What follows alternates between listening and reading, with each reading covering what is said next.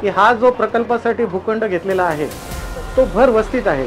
कारण ह्या भूखंडाच्या पूर्वेकडे प्रकल्पग्रस्त लोकांची वसाहत आहे, त्यांच्या जमिनी गेल्यात आणि हा प्रकल्प त्यांच्या माथी मारून तिथे रोगराई पसरण्याची दाट शक्यता आहे।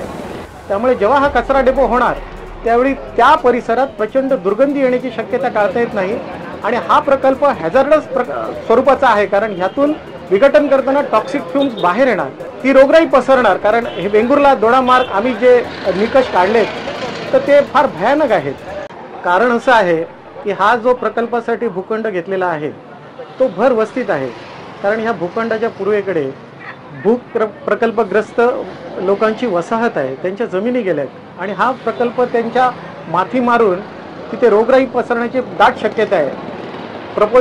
प्रकल्प भूखंडाच्या आजूबाजूने 4 मोठी इस्पितळं आहेत, 4 अन्न प्रक्रियावर उद्योग करणारे व्यवसाय आहेत, निवासी भूखंड आहेत, तसेच व्यापारी आस्थापना आणि इंडस्ट्रियल प्लॉट सुद्धा आहेत आणि इथे जे कामगार वर्ग मोठ्या प्रमाणावर आहेत। तसेच ह्याच्या दक्षिणेला अगदी जवळ नागपै विद्यापीठ आहे, तिथे महाविद्यालय आहे आणि विद्यालय सुद्धा आहे। त्यामुळे अनेक विद्यार्थ्यांची सतत ये जा या रस्त्याने होते।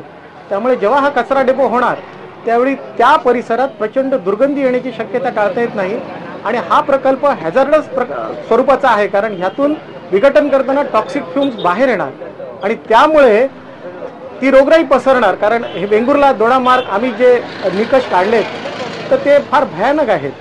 खरं तर MIDC कुडाळ ही पर्यावरण मुक्त दिले जातात, पण ह्याचे सगळे प्रोटोकॉल पायदळी तुडवून त्यांनी फक्त भूखंड दिला, प्रोजेक्ट अहवाल प्रकल्प अहवाल जोडलेला नाही आणि बेकायदेशीररित्या हा भूखंड त्यांना दिलेला आहे।